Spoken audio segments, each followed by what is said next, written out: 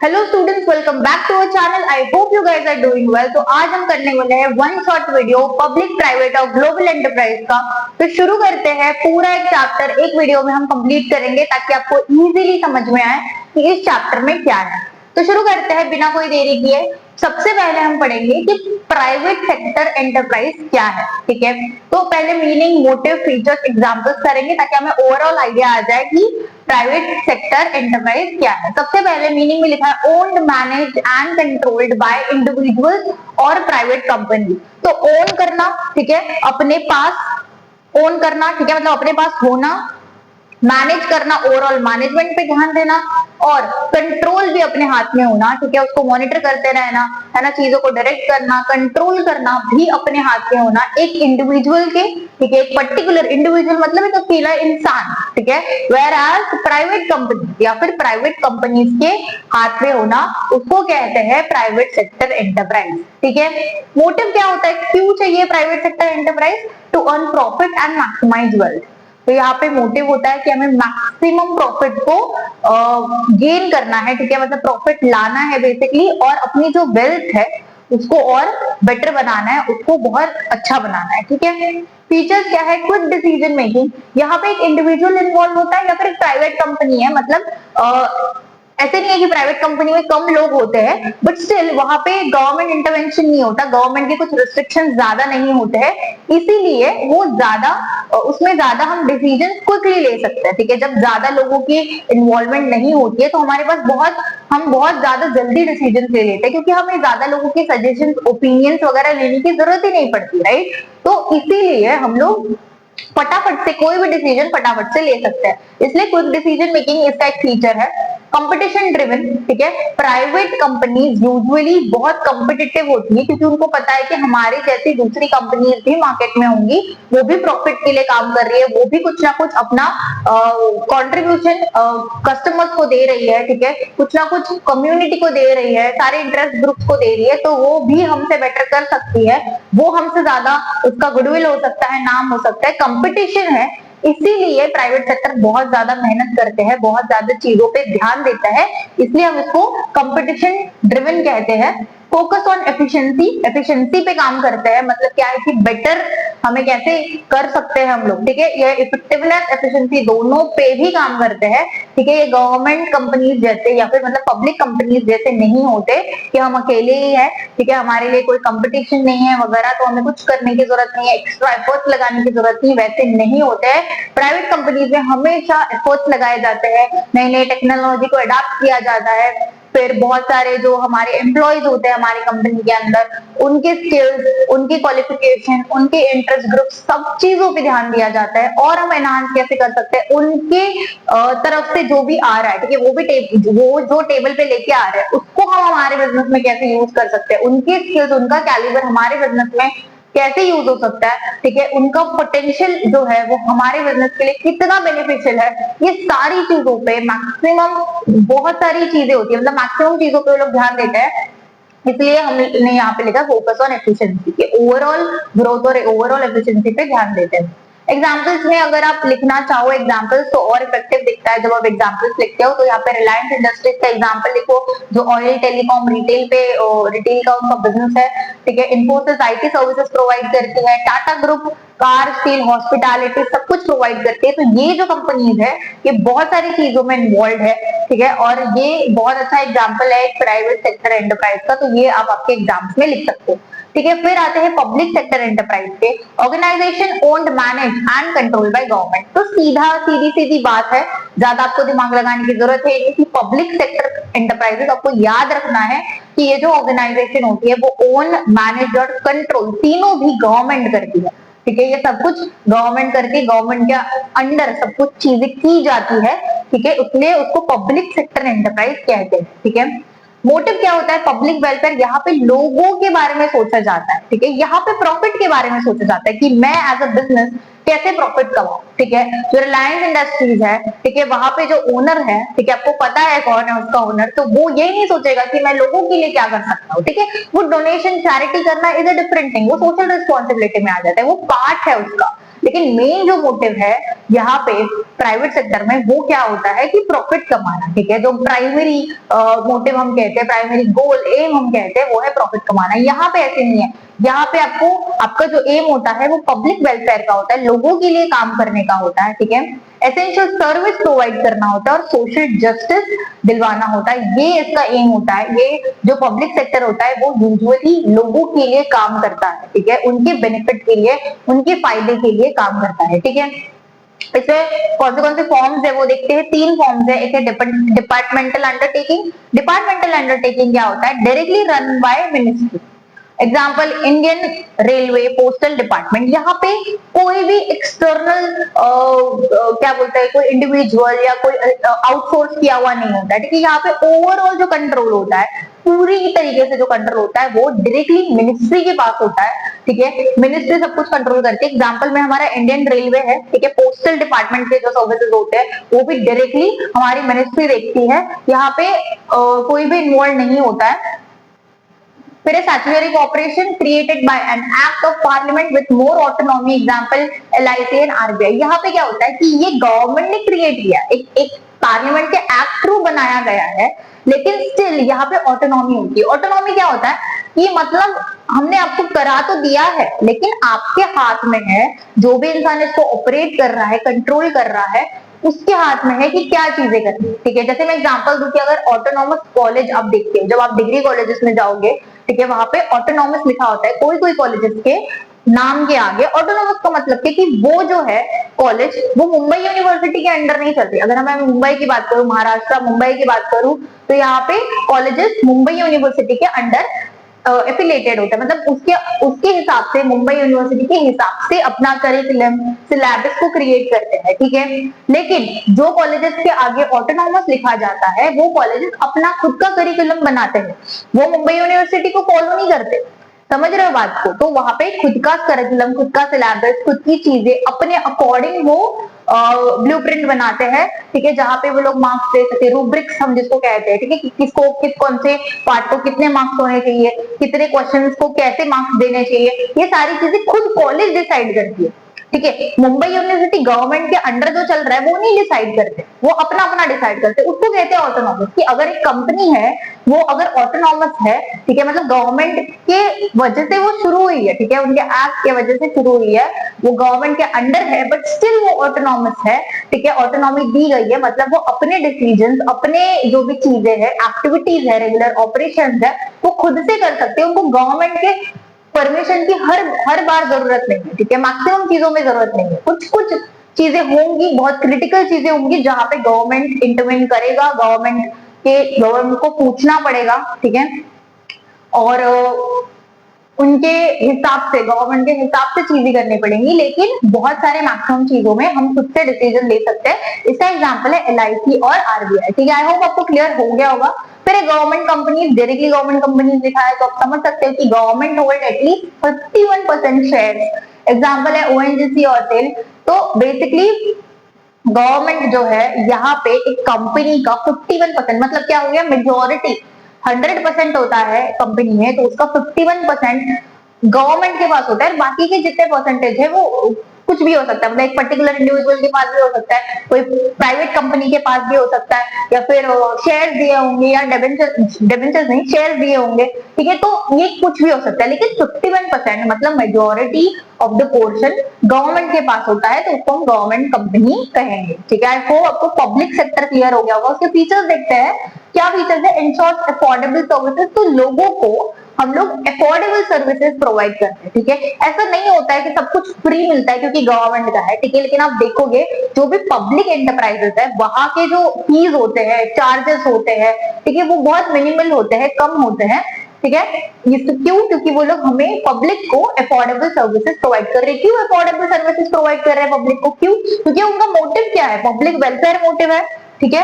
Essential services देना motive है। अगर एसेंशियल सर्विस दे रहे हैं एसेंशियल है, मतलब इम्पोर्टेंट है, बहुत जरूरी है, सर्विसेज दे रहे हैं, तो अगर वो हाई कॉस्ट में देंगे या फिर जैसे प्राइवेट सेक्टर चीजें बेचती है वैसे देंगे तो लोग नहीं खरीद पाएंगे। ठीक है, अभी प्राइवेट सेक्टर में बहुत सारी ऐसी चीजें होती है जो बहुत एक्सपेंसिव होती है। ठीक है, कुछ मीडियोकर भी होती है। ठीक है, कि कुछ ठीक है चार्जेस बियर कर सकता है, एक मिडिल क्लास बियर कर सकता है, लेकिन बहुत सारी चीजें ऐसी भी होती है जो एक्सपेंसिव होती है। वो पब्लिक सेक्टर में ऐसा नहीं होता है। पब्लिक सेक्टर में मिनिमल फीस होती है, मिनिमल चार्जेस होते हैं, क्योंकि उनका मोटिव है एसेंशियल सर्विस को प्रोवाइड करना, लोगों के वेलफेयर के लिए काम करना, इसलिए यहाँ पे जो भी चार्जेस होते हैं वो कैसे होते हैं, अफोर्डेबल होते हैं। ठीक है, इंफ्रास्ट्रक्चर बिल्डिंग, यहाँ पे इंफ्रास्ट्रक्चर बिल्ड किया जाता है और रिड्यूस रीजनल इम्बैलेंस, तो यहाँ पे जो भी रीजनल इम्बैलेंस होता है वो कोशिश होती है पब्लिक एंटरप्राइज की वो उसको कम करना या फिर बैलेंस करना। ठीक है, फिर है ग्लोबल एंटरप्राइजेस, एमएनसी। मैं क्लियर सिंपल, पता नहीं बहुत बच्चों को ग्लोबल एंटरप्राइजेस क्या होता है वही नहीं समझ में आता।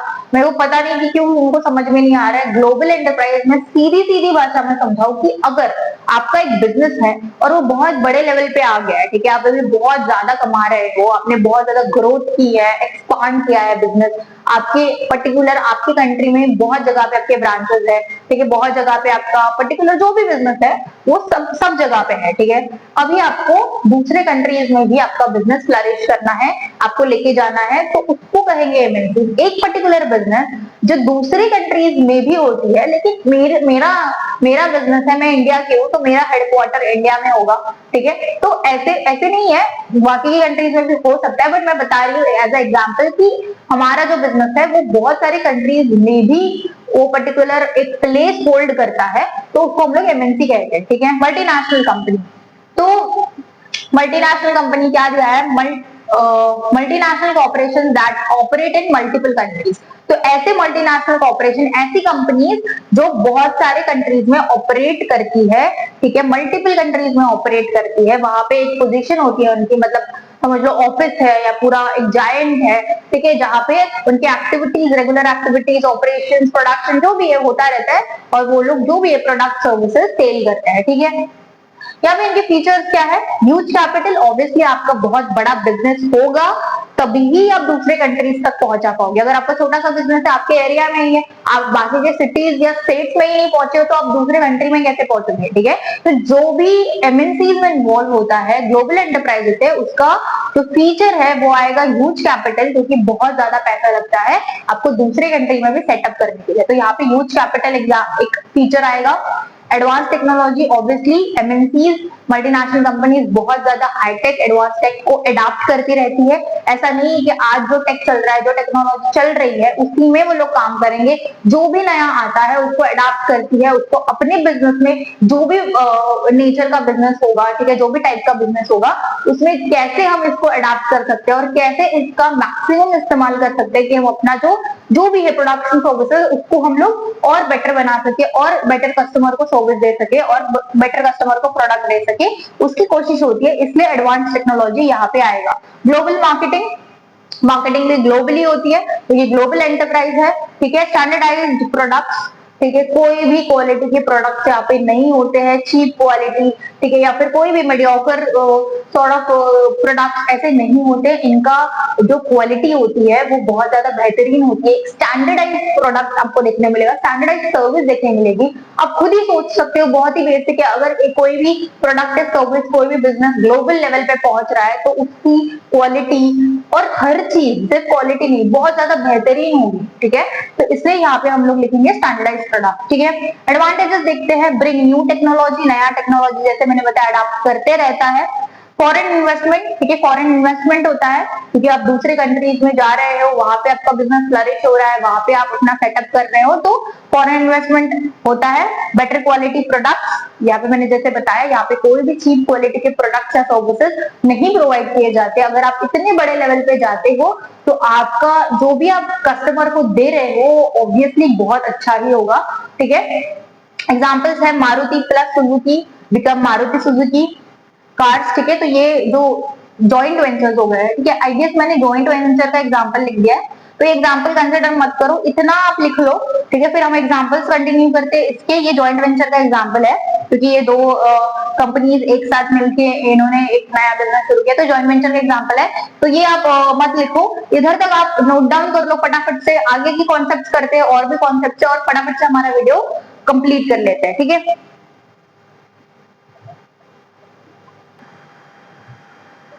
ओके क्लास, तो कंटिन्यू करते हैं। हमने एग्जांपल लिखा था, एग्जांपल ये आएगा Coca Cola, Microsoft, Nestle, Samsung, ये एग्जांपल्स आएंगे, ठीक है। तो ये एग्जांपल्स आप नोट डाउन कर लेना। अभी ज्वाइंट वेंचर करेंगे, तो ज्वाइंट वेंचर क्या होता है, उसका मतलब क्या है वो पहले समझ लेते हैं। Partnership between an Indian company and foreign company. तो ये पार्टनरशिप है एक इंडियन कंपनी और एक फॉरेन कंपनी के बीच में, वेयर बोथ शेयर ओनरशिप, जहाँ पे दोनों भी ओनरशिप को शेयर करते हैं, रिसोर्सेज को शेयर करते हैं, रिस्क और प्रॉफिट सबको शेयर करते हैं, ठीक है। यहाँ पे किसी एक पर्टिकुलर कंपनी पे डिपेंडेंसी नहीं होती, दोनों भी कितनी अमाउंट में शेयर करते हैं वो डिपेंड करता है कंपनी टू कंपनी, लेकिन दोनों भी सब कुछ शेयर करते हैं, ठीक है। अगर प्रॉफिट होंगे तो प्रॉफिट, लॉसेस होंगे तो लॉसेस, सारे रिस्क रिसोर्सेज शेयर करते हैं और ओनरशिप को भी शेयर करते हैं, ठीक है। परसेंटेज डिफर कर सकता है, रेशियोज डिफर कर सकता है कि कोई कंपनी का ज्यादा है कोई कंपनी का कम है, ठीक है, वो कंपनी टू कंपनी डिपेंड करेगा, लेकिन ये सब कुछ वो ओन करते हैं दोनों भी, मतलब बेसिकली ओनरशिप, रिसोर्सेज और रिस्क, प्रॉफिट सब कुछ दोनों भी इक्वली ये करते हैं, ठीक है। आई होप आपको इतना समझ में आ गया होगा।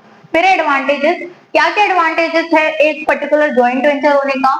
टेक्नोलॉजी ट्रांसफर, ठीक है। अभी पता है ज्वाइंट वेंचर करते क्यों है लोग, समझो मेरी कंपनी और आपकी कंपनी, ठीक है, आपकी कोई फॉरेन कंपनी जो हमारी कंट्री ही नहीं है, ठीक है, आप इंडियन नहीं है, तो क्या करते हैं बेसिकली लोग कि मेरी जो कंपनी है वो कहीं पे उसको पर्टिकुलर कोई चीज की जरूरत है या कहीं पे लैक कर रही है यहाँ पे, या फिर किसी चीज को करने से मेरा और ग्रोथ होगा, मेरे कंपनी का ग्रोथ होगा, और वो चीज आपके पास है, ठीक है, कुछ भी हो सकता है, टेक्नोलॉजी हो सकती है, ठीक है, या फिर कोई पर्टिकुलर आपका प्रोजेक्ट है, नया प्लान है, मेरा कुछ प्लान है, हमारा प्लान काफी मैच करता है, ठीक है, कि हमें एक पर्टिकुलर गोल को अचीव करना है, तो कुछ चीज मेरे पास है, कुछ चीज आपके पास है, और वो हम मिलकर कर सकते हैं, कंप्लीट कर सकते हैं। क्योंकि देखो जब बड़ी बड़ी चीजों के सपने देखते हो, बड़े बड़े चीज को अचीव करनी होती है, तो उतने रिसोर्सेज भी आपके पास चाहिए, उतना कैपिटल भी चाहिए, ठीक है। तो कभी कभी कोई कंपनी इन चीजों में लैक कर रही होती है, ठीक है, कम रिसोर्सेज है, कोई पर्टिकुलर चीज की बहुत जरूरत है लेकिन वो नहीं अवेलेबल हो पा रही है, या फिर उतना कैपिटल नहीं है उसको परचेज करने के लिए,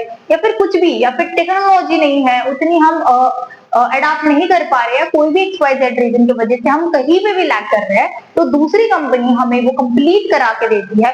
इसलिए लोग एक साथ जुड़ते हैं, एक अलायंस बनाते हैं, है ना, एक साथ मिलके एक पर्टिकुलर गोल को अचीव करते हैं, अपने एम टारगेट को अचीव करते हैं। तो इसीलिए ज्वाइंट वेंचर किया जाता है, एक साथ कंपनीज आके एक गोल को अचीव करते हैं। तो ऑब्वियसली कंपनी एक साथ आ रही है तो अपने रिसोर्सेज को शेयर करेगी, अपने रिस्क को शेयर करेगी, सब कुछ शेयर करेगी, ठीक है। यहाँ पे टेक्नोलॉजी ट्रांसफर करते हैं, अगर मैं कंपनी हूँ ऐसी जहाँ पे टेक्नोलॉजी बहुत ज्यादा एडवांस और जो भी नई टेक्स आते हैं उसको मैं अडाप्ट करती रहती हूँ, तो वो बात जो दूसरा जो मेरे साथ आके जुड़ रहा है, जो भी कंपनी जुड़ रही है, उसको भी मैं ट्रांसफर करूंगी, ठीक है। फॉरेन कैपिटल, यहाँ पे फॉरेन कैपिटल इन्वॉल्व हो जाता है क्योंकि हम फॉरेन कंपनी के साथ अलायंस कर रहे हैं, जॉइंट वेंचर हो रहा है, ठीक है। मार्केट एक्सेस, अभी लार्ज अमाउंट में आपको मार्केट मिलता है, ठीक है, आप बड़ा मार्केट कैप्चर कर सकते हो क्योंकि आप ग्लोबल लेवल पे कर रहे हो, ठीक है। Global level in the sense आप ऐसे नहीं है कि आप हर जगह पे कर रहे हो, वो भी डिपेंड करता है कंपनी टू कंपनी। बात बोलने का मतलब यह है कि फॉरेन कंपनी अगर इन्वॉल्व हो रही है तो उनका भी जो ऑडियंस है, उनका भी जो भी मार्केट है, टारगेट है, वो भी अभी आपके साथ जुड़ रहा है, वो भी अभी आपका भी मार्केट है, ठीक है, इसलिए यहाँ पे मार्केट एक्सेस ज्यादा होता है, ठीक है। यहाँ पे एग्जांपल जो है वो आएगा मारुति प्लस सुजुकी। मारुति एक अलग कंपनी थी, सुजुकी एक अलग कंपनी है, और दोनों ने मिलके मारुति सुजुकी बन गए दोनों, और मिलके एक नया क्या बोल सकते हैं, एक नई कंपनी शुरू की, एक जॉइंट वेंचर शुरू किया जो कार्स से डील करता है, कार्स में डील करता है। ICICI प्रूडेंशियल एक साथ मिल गए और ICICI प्रूडेंशियल बना, इंश्योरेंस कंपनी है, ठीक है। ये इसके एग्जांपल्स होंगे, आप एग्जांपल्स के साथ लिखोगे, ऐसे ही फॉर्मेट में लिखोगे, इसको थोड़ा एक्सटेंड करोगे, आपके वर्ड्स को इलाबोरेट करोगे, ये कीवर्ड्स है, इसका इस्तेमाल करना ही करना है, ठीक है।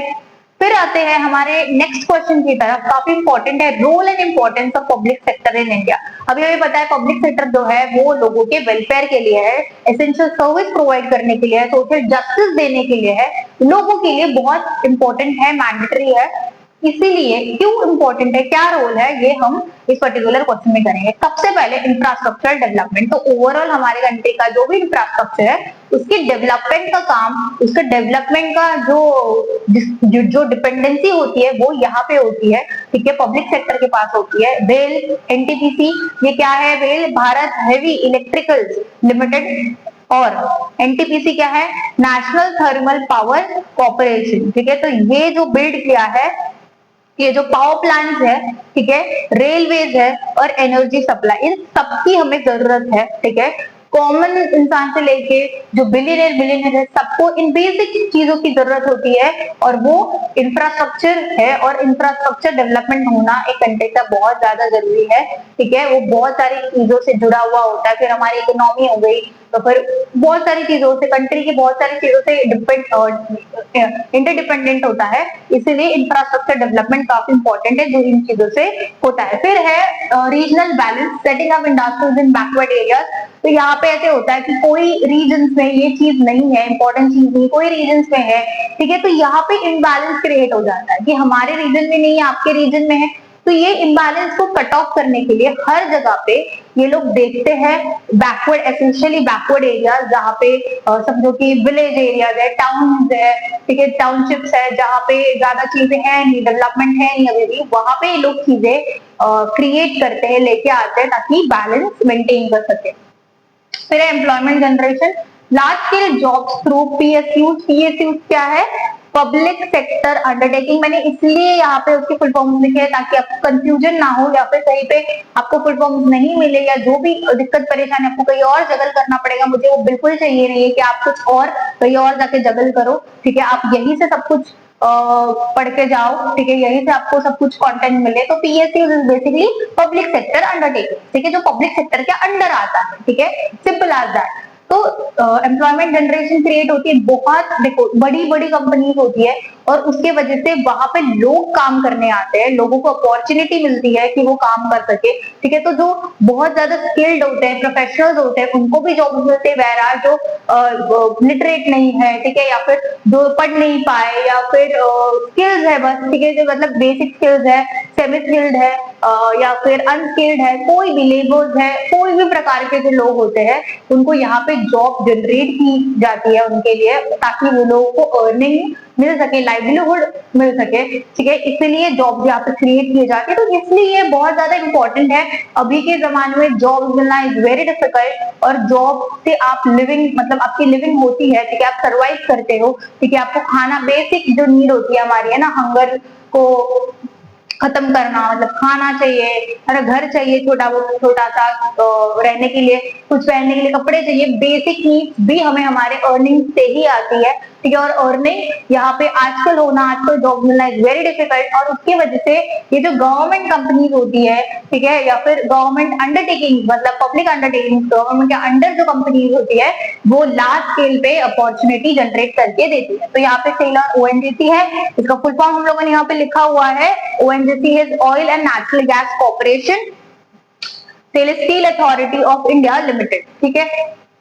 फिर है public welfare, affordable transport, railway काफी अफोर्डेबल है, ठीक है, हमारे यहाँ पे लोकल्स है, बहुत चीप है, ठीक है, बहुत लंबे जगह पे आप पहुंच सकते हो, मतलब दूर दूर तक ज्यादा डिस्टेंस है, और वो बहुत मिनिमल प्राइस में जा सकते हो, ठीक है। फाइनेंशियल सिक्योरिटी देता है एलआईसी, ठीक है, ये सारे जो है वो पब्लिक वेलफेयर के अंडर आते हैं। फिर आते हैं limitation and criticism of MNC, तो एमएनसी की लिमिटेशन क्या है, मल्टीनेशनल कंपनीज की लिमिटेशन क्या है, वो आप देखेंगे। पहले है profit reprivatisation, huge share of earning send back to parent country, ठीक है। तो यहाँ पे जो प्रॉफिट आता है, जो पैसे आते हैं, ठीक है, वो उसका मैक्सिमम जो अमाउंट है वो कहा जाता है वापस से अपने कंट्री में जाता है। फॉर एग्जाम्पल मैं मेरी इंडियन कंपनी है जो कहीं और है, ठीक है, फ्रांस में है, और वहां पे जो भी प्रॉफिट हो रहा है वो वापस इंडिया में आ रहा है, तो यहाँ पे लिमिटेशन हो जाता है, उस पर्टिकुलर कंट्री को ऐसे लगने लग जाता है एक तो ये हमारे जगह पे इनका ये सेटअप हुआ है और ये हमारे कंट्री के लिए कुछ भी बेनिफिशियल नहीं है। इवन हमारे जो लोकल्स है, हमारे कंट्री के जो लोग हैं, उनके जो छोटे मोटे कॉम्पिटिटर्स है, वो डर रहे हैं कि इनके वजह से, एमएनसी की वजह से हमारी इनकम नहीं हो पा रही, ठीक है। तो ये एक लिमिटेशन है एक पर्टिकुलर कंट्री के लिए, ठीक है। Market domination can overpower small local businesses, तो जैसे मैंने बोला कि वहां के जो लोकल बिजनेसेस है, ठीक है, समझो आयरलैंड में मेरा बिजनेस है, वहां पे जो लोकल बिजनेसेस होंगे, जो मेरे कंपटीटर्स है, वो थोड़े टेंशन में आ जाएंगे, अरे यार ये एमएनसी आ गई है, ये कमाएगी, ये कमा के अपने होम कंट्री में भेजेगी और हमारा यहाँ पे बिजनेसेस इस पर्टिकुलर इसकी वजह से नहीं हो पाएगा, ठीक है। तो ये जो लोकल्स होते हैं उस जगह पे रहने वाले स्थायी बोल सकते हो, उन लोगों को वो जो बिजनेसेस कर रहे हैं, छोटे मोटे बिजनेसेस, उसको दिक्कत हो सकती है, ठीक है। फिर है culture influence promotes foreign lifestyle reduce local traditions, तो यहाँ पे कल्चरल इन्फ्लुएंस हो जाता है, फॉरेन लाइफस्टाइल को हम प्रमोट करने लग जाते हैं और जो हमारा लोकल ट्रेडिशन है वो कहीं पे रिड्यूस हो जाता है, ठीक है। Resources exploitation, over use of host countries natural resources, तो होस्ट कंट्री जो है, ठीक है, जहाँ पे ये चीज हो रही है, फॉर एग्जाम्पल मेरी इंडियन कंपनी और मैं आयरलैंड में कर रही हूँ, तो आयरलैंड इज होस्ट कंट्री, ठीक है, और उसके रिसोर्सेज मैं इस्तेमाल कर रही हूँ, उसकी जगह में इस्तेमाल कर रही हूँ, उधर के रिसोर्सेज मैं इस्तेमाल कर रही हूँ, तो वहां पे कभी कभी ओवर यूज हो जाता है और रिसोर्सेज का एक्सप्लॉयटेशन हो जाता है, ठीक है।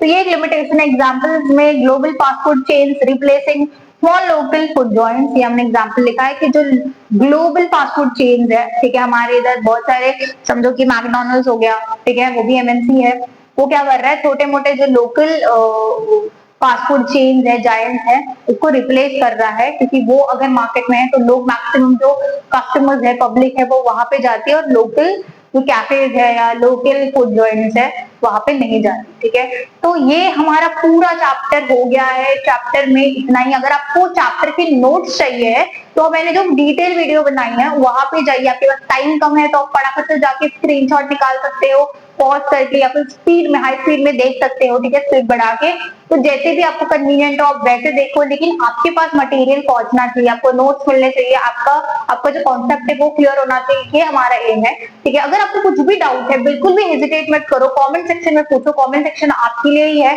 ठीक है। अगर आपको वीडियो अच्छा लगा होगा, समझ में आए होंगे कॉन्सेप्ट, तो वीडियो को लाइक करो, आपके फ्रेंड्स के साथ शेयर करो ताकि आपके साथ उनका भी प्रिपरेशन हो पाए, ठीक है। वीडियो चैनल पे नए हो, वीडियो पहली बार देख रहे हो तो फटाफट से चैनल को सब्सक्राइब करो, हमारे साथ जुड़ जाओ ताकि आपको जैसे ही मैं कोई वीडियो अपलोड करती हूँ आपको अपडेट्स आते रहे और आप सारे वीडियोस देख सको, पूरा प्रिपरेशन अच्छे से कर सको, ठीक है। मिलते हैं नेक्स्ट वीडियो में नेक्स्ट कॉन्सेप्ट के साथ, तब तक के लिए keep studying and take care.